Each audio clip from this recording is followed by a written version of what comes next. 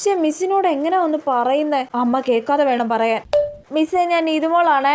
അങ്ങനെയൊന്നും പറയണ്ട. മിസ്സിന് എന്റെ നമ്പരൊക്കെ അറിയൂലേ? പിന്നെന്തിനാ അങ്ങനെ പറയുന്നേ? പിന്നെ എങ്ങനെ പറയണം? മിസ്സേ, ഞാൻ ഇന്ന് ക്ലാസ്സിൽ വരാതിരുന്നത് പനി മൂലമാണ് കേട്ടോ. അയ്യേ, പനി മൂലമൊന്നും പറയണ്ട. പനി ആയതുകൊണ്ടാന്ന് പറഞ്ഞാ മതി.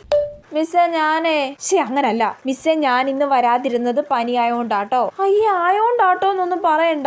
ഒരുമാതിരി കാമുകന് മെസ്സേജ് അയക്കുന്ന പോലെ. പനി ആയതുകൊണ്ടാ, അങ്ങനെ മതി. കുറച്ച് പനി പിടിച്ച പോലെ അഭിനയിച്ച് പറയാം. ഇടയ്ക്ക് ചുമച്ചാലോ? വേണ്ട. മിസ്സേ, പിന്നെ ഈ പിന്നെയൊക്കെ എവിടുന്ന് വരുന്നോ എന്തോ. മിസ്സേ, ഞാനിന്ന് ക്ലാസ്സിൽ വരാതിരുന്നത്. നീ എവിടാ? അയ്യോ, അമ്മ വരുന്നുണ്ട്. കേട്ടോ എന്തോ? ഞാൻ ഇവിടെ ഉണ്ടമ്മേ. നീ ഇങ്ങോട്ടൊന്ന് വന്നേ. വരുവാ. വേഗം സ്പീഡിലയക്കാം, ഒന്നും നോക്കണ്ട. മിസ്സേ, ഞാനിന്ന് ക്ലാസ്സിൽ വരാതിരുന്നത് പനി ആയതുകൊണ്ടാണ്. അങ്ങനെ അയച്ച് ഇപ്പഴാ ഒരു ആശ്വാസമായത്. ഇനി ഇപ്പോഴൊന്നും വാട്സപ്പ് എടുക്കണ്ട, അതാ നല്ലത്. എന്റെ പൊന്നോ, ഒരു വോയിസ് അയക്കാൻ എന്തൊക്കെ കഷ്ടപ്പാടാണോ എന്തോ.